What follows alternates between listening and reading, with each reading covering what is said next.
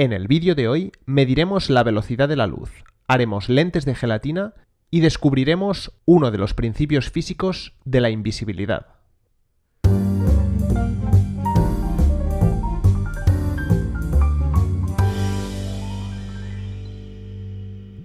Pero antes tenemos que entender cómo se comporta la luz cuando cambia de medio. Para esto necesitamos dos medios que permitan el paso de la luz, porque si tratamos de estudiar este fenómeno entre un trozo de madera y un trozo de hierro, no veremos nada. El caso más típico de estudio y que podemos reproducir fácilmente es la intersección entre el aire y el agua. Cuando un rayo de luz incide con cierto ángulo en el agua, parte de esta luz se refleja con el mismo ángulo y otra parte se refracta, lo que significa que penetra en el nuevo medio, pero lo hace con un ángulo inferior. Del mismo modo, si el proceso es el inverso, el rayo de luz pasa de agua al aire, el ángulo de refracción será mayor. Esta variación entre el ángulo de incidencia y el refractado se debe a la diferencia entre la velocidad de la luz en los dos medios. Esto, que podemos experimentar y se observa claramente tan solo introduciendo un lápiz en un vaso lleno de agua, es también fácilmente demostrable empleando un poco de trigonometría. Aquellos que tengáis alergia a las matemáticas podéis pasar directamente al minuto 3:45 de este vídeo. Los demás veremos cómo se deriva la ley de Snell. Imaginemos un rayo de luz que viaja por el aire e incide en la superficie del agua con un ángulo desconocido al que llamaremos φ1. Como hemos dicho, parte de este rayo se refracta y lo hace con un ángulo al que llamaremos φ2. Dibujamos φ2 menor que φ1, pero dependiendo de los medios podría ser mayor o incluso igual. Ahora pensemos que este mismo rayo hubiese incidido sobre la superficie unos centímetros más lejos. Como su ángulo de incidencia es el mismo, su comportamiento también lo será, y por lo tanto su ángulo de refracción. En el dibujo podemos ver cómo los dos rayos, cuando están en el medio 1, son paralelos entre ellos, y cuando están en el medio 2, también. Esto significa que una recta perpendicular a una de ellas también lo será a la otra. Jugando un poco con la trigonometría, podemos representar estos dos triángulos rectángulos, de los que conocemos los ángulos. Por otra parte, y sabiendo que la velocidad es la distancia recorrida en un determinado tiempo, podemos calcular que esta distancia es igual a la velocidad de la luz en el medio 1 por el tiempo que tarda en recorrerla. Del mismo modo, esta distancia será igual a la velocidad de la luz en el medio 2 por el tiempo. Por otra parte, sabemos que en un triángulo rectángulo, el seno de un ángulo es igual al lado opuesto entre la hipotenusa, de modo que podemos escribir las siguientes ecuaciones. Si dividimos estas dos ecuaciones entre ellas, obtenemos una ecuación que relaciona el ángulo de incidencia y de refracción con las velocidades de la luz en cada uno de los medios. Y de esta forma, sabiendo la velocidad en un medio y midiendo los dos ángulos, podemos calcular la velocidad en el otro. Normalmente, en vez de dejar esta ecuación en función de las velocidades, se usa el índice de refracción, que es un parámetro característico de cada material y que se define como la velocidad de la luz en el vacío entre la velocidad de la luz en ese medio. Si hacemos las conversiones pertinentes, podemos obtener esta ecuación, conocida como la ley de Snell.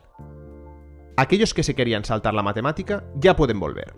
Hemos llegado a la conclusión de que con esta ecuación se pueden relacionar los ángulos de incidencia y refracción con la velocidad de la luz en los dos medios. Así que vamos a diseñar un experimento para poder calcular la velocidad de la luz en gelatina, conociendo la velocidad de la luz en el aire. Para ello necesitaremos gelatina en polvo o en láminas. Da igual si es neutra o de algún sabor, aunque las de sabor suelen llevar colorantes que quizás te dificulten un poco ver el resultado. Una fuente de luz colimada, lo que significa que permita proyectar un haz. Lo más fácil será un puntero láser. Necesitamos también un medidor de ángulos. Si lo deseas, puedes descargarte el que usaremos en este vídeo. Dejo el link en la descripción. Y finalmente necesitaremos libreta y bolígrafo para anotar los resultados. Prepararemos la gelatina siguiendo las instrucciones del fabricante, pero añadiendo la mitad del agua que se indica, para que quede con una consistencia más firme, y la verteremos en un recipiente ancho, alcanzando 1 o 2 centímetros de altura. Una vez fraguada la gelatina, la retiraremos del molde y, con un cuchillo, le hacemos un corte lo más recto posible, que será el lado por el que incidirá la luz. Montamos la gelatina encima del medidor de ángulos, del modo en que mostramos, y empezamos a hacer las mediciones. Lo primero que podemos comprobar es cómo, si el haz incide a 0 grados, este entra siguiendo la misma dirección. Sin embargo, cuando aumentamos el ángulo de incidencia, este se desvía. Cuando el haz láser pasa del aire a la gelatina, este se acerca a la recta perpendicular a la superficie, mientras que cuando pasa de la gelatina al aire, se aleja. Si nos creemos la fórmula que hemos derivado anteriormente, podríamos determinar la velocidad de la luz en la gelatina tan solo con la medida de un ángulo. Sin embargo, para comprobar que funciona con distintos ángulos, haremos diferentes medidas y las iremos anotando. Para medir ambos ángulos, es importante asegurarse de que el rayo de luz incida sobre el centro del medidor de ángulos. Con los datos obtenidos y conociendo el índice de refracción del aire, podemos calcular el índice de refracción y por lo tanto la velocidad de la luz en la gelatina para cada uno de los ángulos medidos. Pero podemos tratar el conjunto de datos representándolos en un gráfico. La pendiente de la recta que obtenemos será el índice de refracción de la gelatina. De este modo obtenemos un índice de refracción para la gelatina muy parecido al del agua, que es de 1,3. Una forma de comprobar que efectivamente el agua y la gelatina tienen índices de refracción muy parecidos es llenando un vaso con trozos de gelatina y después añadiendo agua. Cuando lo hacemos, veremos cómo la gelatina desaparece, pues un objeto transparente sumergido en un medio con su mismo índice de refracción no se puede ver. Somos capaces de ver objetos transparentes, como un vaso, porque el material del que están hechos tiene un índice de refracción distinto al de su alrededor, en este caso, el del aire. Por el mismo motivo, podemos hacer desaparecer un vaso de vidrio si lo rodeamos de aceite, puesto que vidrio y aceite tienen índices de refracción parecidos, alrededor de 1,45. Así pues, podemos hacer desaparecer un objeto si lo rodeamos de material con su mismo índice de refracción. Por el contrario, también es posible que un único material tenga más de un índice de refracción, y en este caso puede que veamos allí objetos que no están. Esto es lo que llamamos espejismo o fata morgana, y que se produce cuando, por efecto del calor, hay un cambio brusco en el índice de refracción del aire. Podemos aprovechar la gelatina en la que hemos medido la velocidad de la luz para tallar distintas formas y ver cómo se comporta la luz al interaccionar con ellas.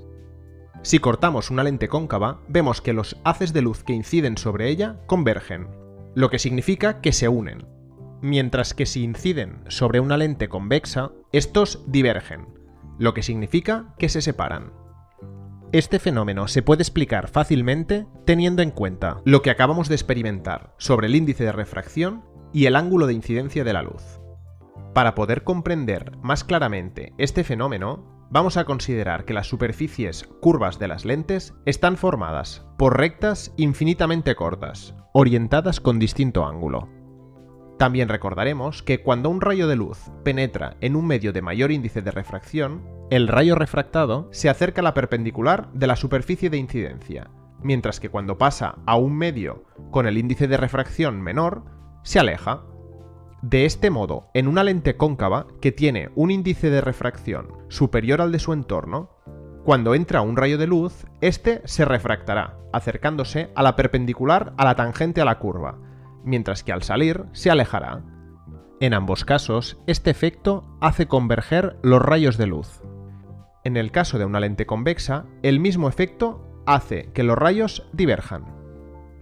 Pero, ¿qué crees que sucedería si hacemos lentes con las mismas formas que las anteriores, pero en este caso fabricamos lentes de aire en un medio de gelatina?